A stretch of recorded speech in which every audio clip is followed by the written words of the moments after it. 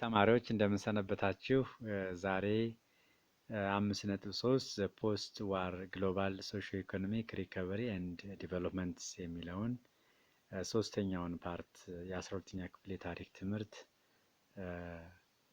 የቻፕተር 5ን ሶስተኛ ፓርት እናያለን። በባለፈው የተማርነውን ሪቫይዝ በማድረግ ልጀምር።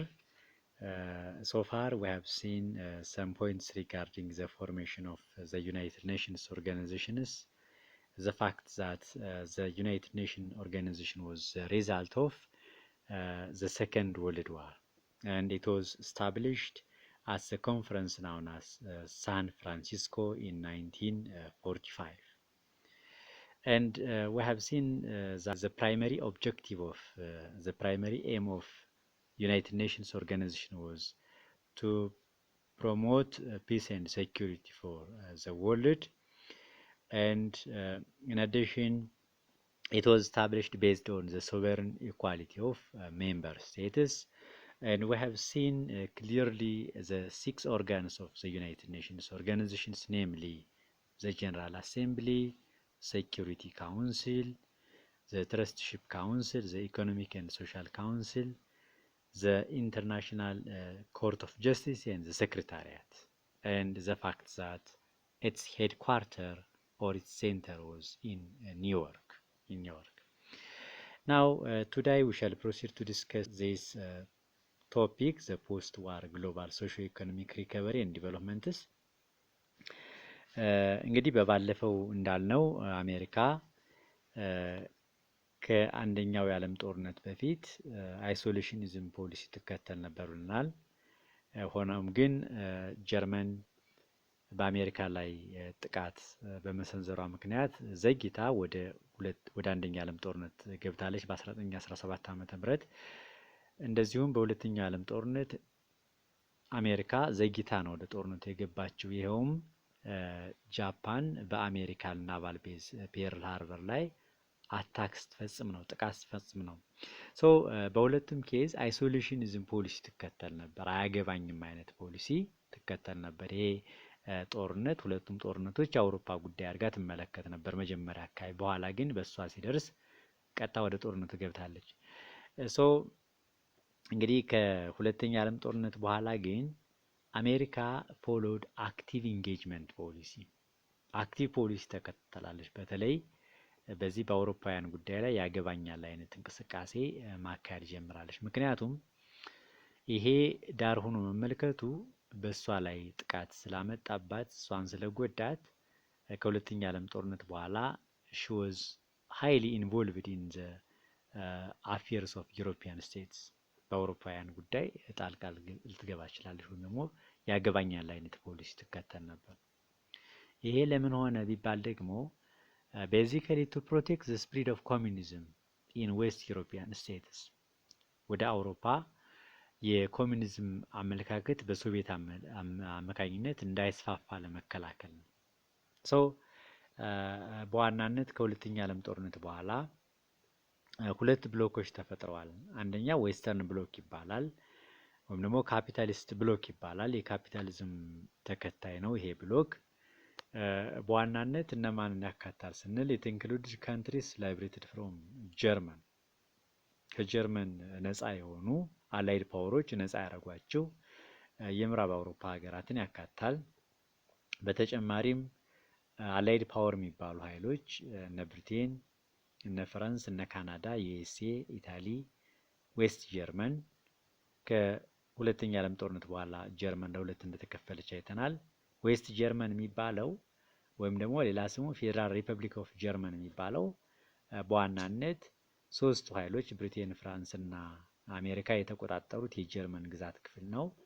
ኢስት ጀርመን ደግሞ ፌዴራል ሪፐብሊክ ዴሞክራቲክ ሪፐብሊክ ኦፍ ጀርመን የሚባለው ደግሞ የራሽያ የተቆጣጠረችው የምስራቁ ጀርመን ነው። በዋናነት እነዚህን አካባቢዎች ያካታል። ይሄ ዌስተርን ብሎክ የሚባለው አሜሪካ ሀገራትን ያካታል። ይሄ በዋናነት ዌስተርን ብሎኩ ዶሚኔት የሚደረገው በአሜሪካ ነው። it received economic assistance from USA and it was highly influenced by USA ከአሜሪካ የኢኮኖሚክ ድጋፍ ያገኛል። እንደገና ተጽዕኖም እንደዚሁ በአሜሪካ ተጽዕኖ ስር ነው ያለው። ፎር ዛት ማተር አሜሪካ ለዚህ ለዌስተርን ብሎኩ ለካፒታሊስት ብሎኩ የኢኮኖሚ ድጋፍ ያደረገችው በማርሻል ፕላን አማካኝነት ነው። እዚህ ጋር ማርሻል ፕላን ምንድን ነው የሚለውን ተረዱት። ማርሻል ፕላን ማለት it was economic program, the economic program designed by George Marshall, who was the secretary of United States of America. ጆርጅ ማርሻል በተባለ የአሜሪካን መንግስት ዋና ጸሐፊ ስም የሚጠራ የኢኮኖሚ ድጋፍ እቅድ ነው ይሄ ማርሻል ፕላን ማለት እና ይሄ ኢኮኖሚ እቅድ ዋና ኦብጀክቲቭ ምንድነው? ቱ ሪከቨር ዘ ዩሮፒያን ኢኮኖሚ ነው ወይም ደግሞ ቱ ስፒድ አፕ ዘ ሪከቨሪ ኦፍ ዩሮፒያን ስቴትስ። በጦርነት የተዳከሙ የአውሮፓ ሀገራትን ኢኮኖሚ እንደገና እንዲያንሰራራ ለማድረግ እንደገና ለማጠንከር ታስቦ አሜሪካ የነደፈችው ፕሮግራም ነው ማለት ነው። ይሄን እቅድ ለምንድን ነው አሜሪካ የነደፈችው ለሚለው የተለያዩ ጀስቲፊኬሽኖች አሉ። መቼም ለጽድቅ አይደለም አሜሪካ ይሄንን የኢኮኖሚ እቅድ ያቀደችው ለራሷም አድቫንቴጅ ብላ ነው እና ከምን አንጻር ነው ስንል አንደኛው ሪዝኑ ዩሮፕ ሃድ ቢን ዘ ግሬት ማርኬት ፎር አሜሪካን ጉድስ፣ አውሮፓ ለአሜሪካ ሸቀጦች ዋና የገበያ ማዕከል ነበረች። ፎር ዛት ማተር ቱ ፕሮቴክት ዘ ኢኮኖሚ ኦፍ አሜሪካ it's important to strengthen the European economy. አሜሪካን ከዲፕሬሽን ከኢኮኖሚ ዝቅጠት ለመታደግ የአሜሪካን ኢኮኖሚ ለማጠንከር የአውሮፓን ኢኮኖሚ ወይም ደግሞ የአውሮፓውያንን እንደገና መታደስ ማፋጠን ያስፈልጋል ማለት ነው። ስለዚህ ለራሷ ገበያ ብላ ነው ለአውሮፓውያን ድጋፍ ያደረገችው። አንደኛው ምክንያት ይሄ ነው። ሁለተኛው ዌስት ዩሮፕ would be open to influence by the Soviet Union። ይሄ ምዕራብ አውሮፓ ለሶቪየት ህብረት ጥቃት የተጋለጠ ነው። በሌላ አነጋገር ቱ ፕሮቴክት ዌስት ዩሮፕ ፍሮም ዘ ስፕሪድ ኦፍ ኮሚኒዝም፣ ኮሚኒዝም ወደ ዌስት ዩሮፕ እንዳይስፋፋ ለመከላከል ብላ ነው ፎር ዛት ማተር። ሶስተኛው ጀርመንን ለማጠንከር ነው። ጀርመንን በማጠንከር የሶቪየት ህብረትን መስፋፋት ለመቃወም ነው ደግሞ ለማቆም ነው።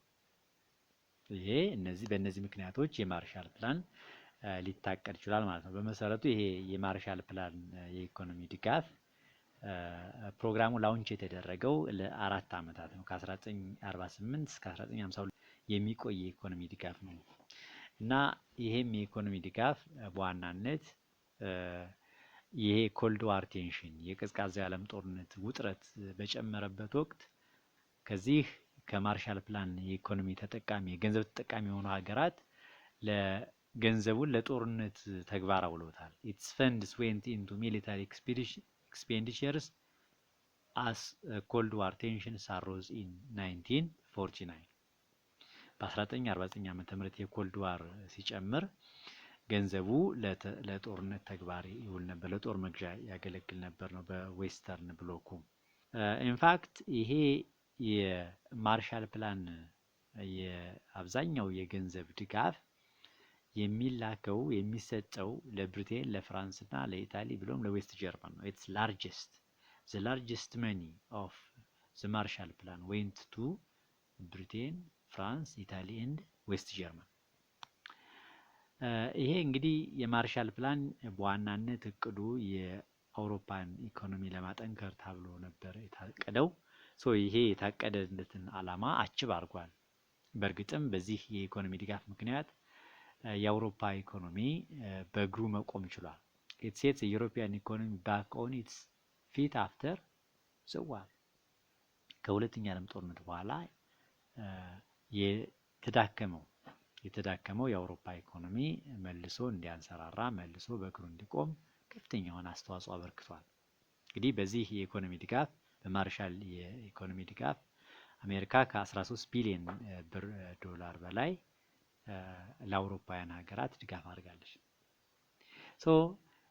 this as well the Marshall Plan foster economic cooperation of the European countries through Organization of European Economic Cooperation or OEEC።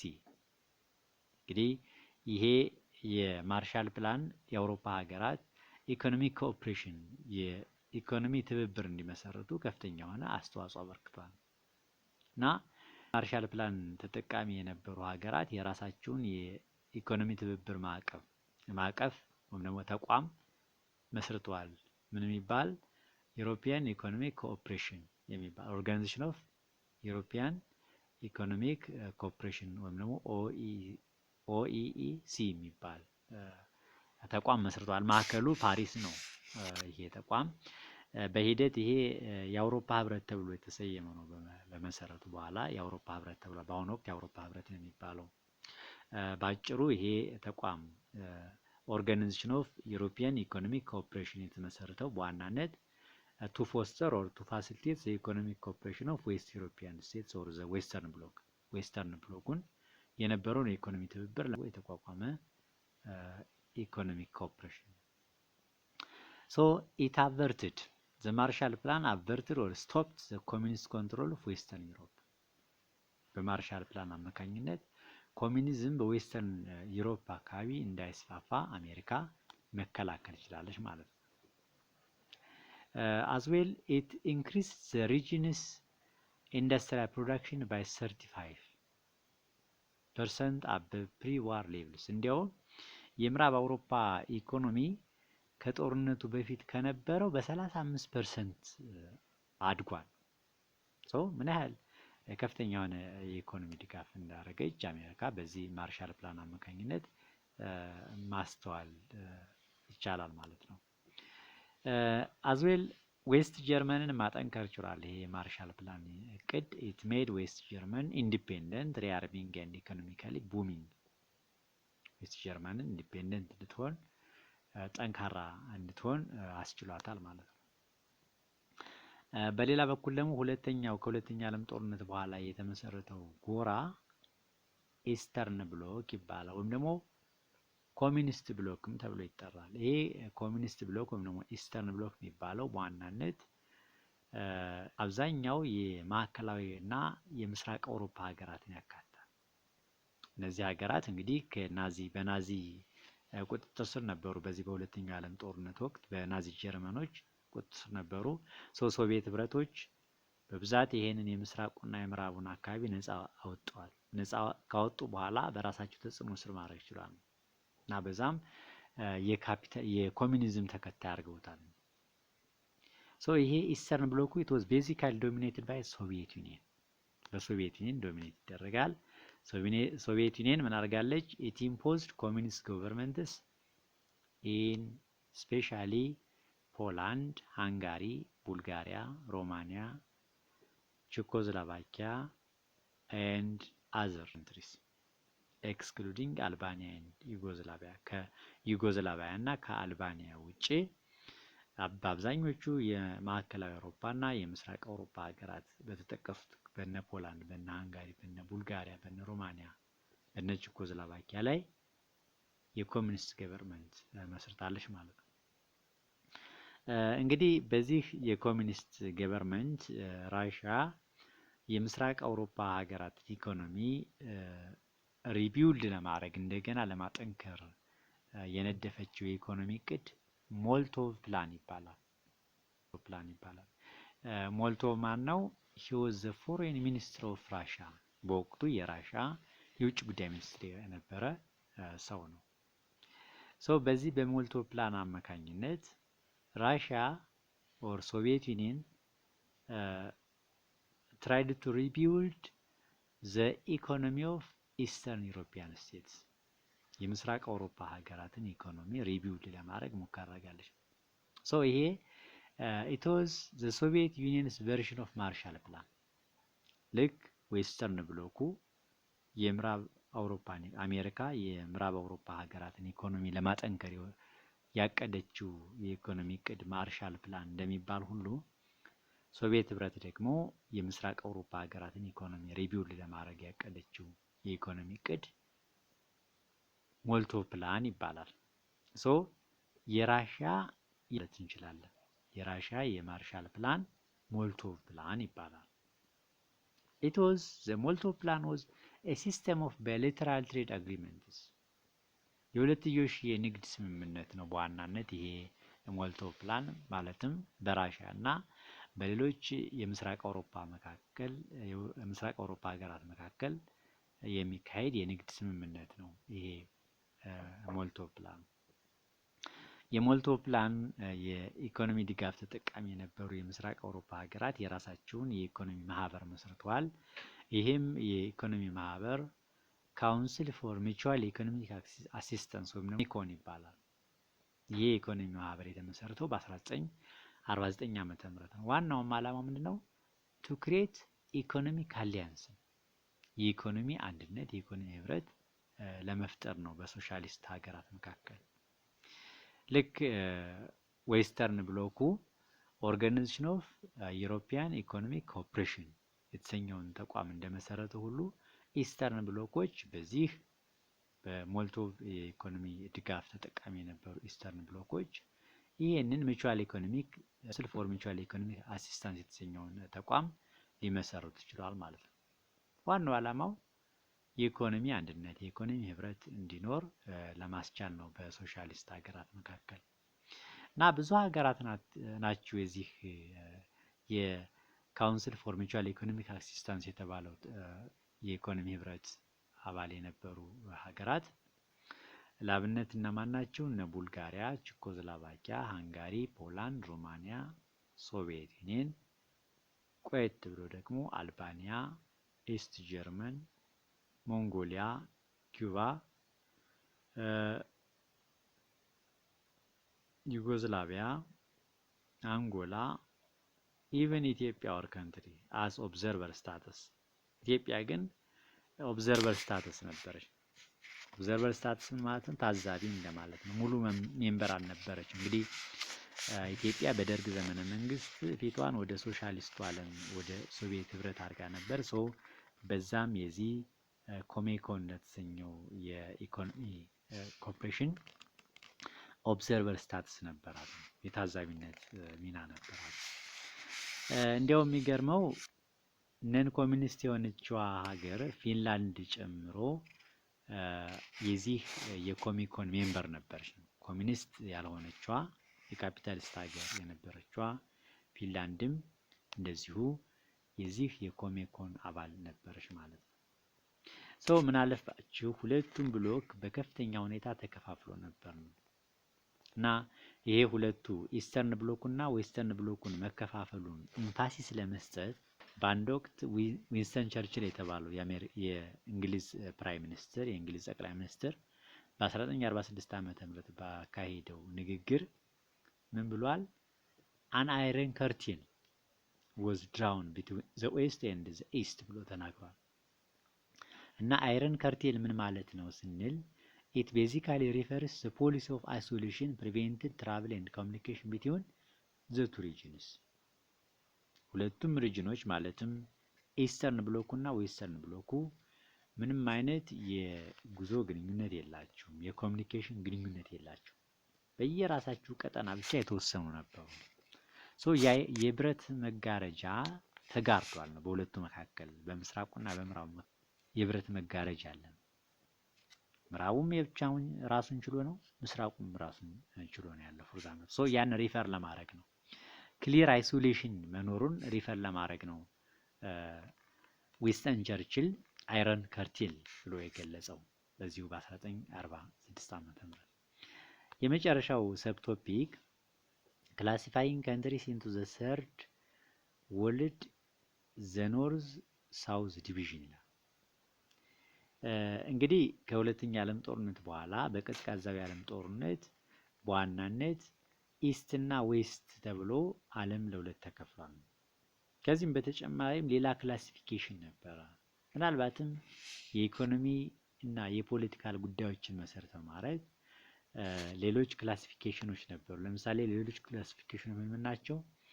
ሰርድ ወርልድ፣ ሰከንድ ወርልድ እና ፈርስት ወርልድ የሚሉ ስያሜዎች ነበሩ። እና ሰርድ ወርልድ ማለት እነማን ናቸው ስንል ይሄ ስያሜ የተሰጠው ወይም ጥቅም ላይ መዋል የጀመረው ዲዩሪንግ ዘ ኮልድ ዋር ፔሪድ ነው፣ በቀዝቃዛ የዓለም ጦርነት ወቅት ነው። እና ሰርድ ወርልድ የሚባሉት እነማን ናቸው? ነን አላይንድ ካንትሪስ ናቸው። አይዘር ኔቶ ኦር ዘ ዋርሶ ፓክት። ከኔቶም ሆነ ከዋርሶ ፓክት ምንም አይነት ግንኙነት የሌላቸው ሀገራት ሰርድ ወርልድ ይባላሉ።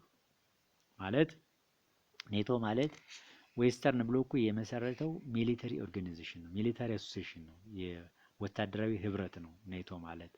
ኖርዝ አትላንቲክ ትሪቲ ኦርጋናይዜሽን ይባላል፣ ወደፊት እናየዋለን።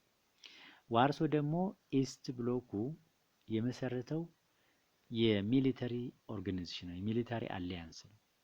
ሶ ከምስራቁም ሆነ ከምዕራቡ ያልወገኑ ግሩፖች ሰርድ ወርልድ ይባላሉ። አላይንድ የነበሩ ካንትሪዎች እነማን ያካታል?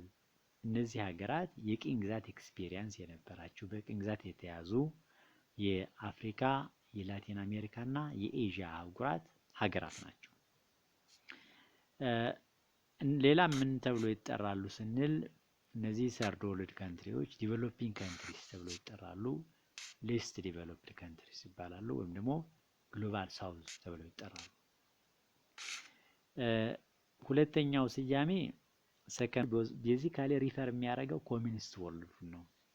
ሁለተኛው ዓለም እየተባለ የሚጠራ የኮሚኒስት ተከታይ የነበሩ እነ ሶቪየት ዩኒየን፣ እነ ቻይና፣ እነ ኪዩባ፣ እነ ቪየትናም እና ሌሎችን የነሱን አጋርን ያካታል ማለት ነው። የመጨረሻውና ቁጥር አንድ ተብሎ ደግሞ አንደኛው ዓለም ተብሎ ዘፈርስት ወርልድ ተብሎ የሚጠራው የካፒታሊስቱ ዓለም ነው። በዋናነት እና አሜሪካን፣ ካናዳ፣ ጃፓን፣ ሳውዝ ኮሪያ እና ዌስተርን ዩሮፒያን ኔሽኖችን ያካታል ማለት ነው። ሶ ባጭሩ ከሁለተኛው የዓለም ጦርነት በኋላ የነበረው ፔሪየድ እንዳጠቃላይ ቀዝቃዛ የዓለም ጦርነት ነው የሚባለው እና በዚህ በቀዝቃዛ የዓለም ጦርነት ሁለት ጎራዎች ነበሩ ነው።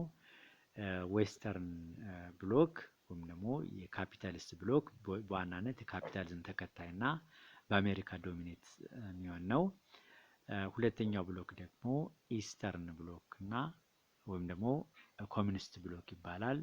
የዚህ የኮሚኒስት ደግሞ ዋና ቻምፒዮን ዋና ሊደር ደግሞ አሜሪካ ነበር እና እሱ ሁለቱም የራሳቸው የሆነ ኢኮኖሚክ አሶሲዬሽን ነበራቸው። የራሳቸው የሆነ ሚሊተሪ ኦርጋናይዜሽን ሚሊተሪ አሶሲዬሽን ነበራቸው። ሶ ዜሮ ስትሮንግ ኮምፒቲሽን ቢትዊን ዘ ቱ ብሎክስ።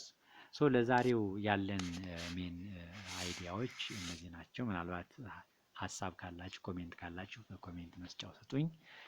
ይሄን ቪዲዮ ምናልባትም በቅርብ ስለጀመረ እንዲያድግ እና ለሌሎች ተደራሽ እንዲሆን አልጎሪዝሙም ለሌሎች እንዲያዳርሰው እኔንም ለማበረታታት ላይክ ሰብስክራይብ አድርጉት። ስለነበረን ቆይታ አመሰግናለሁ። መልካም ጊዜ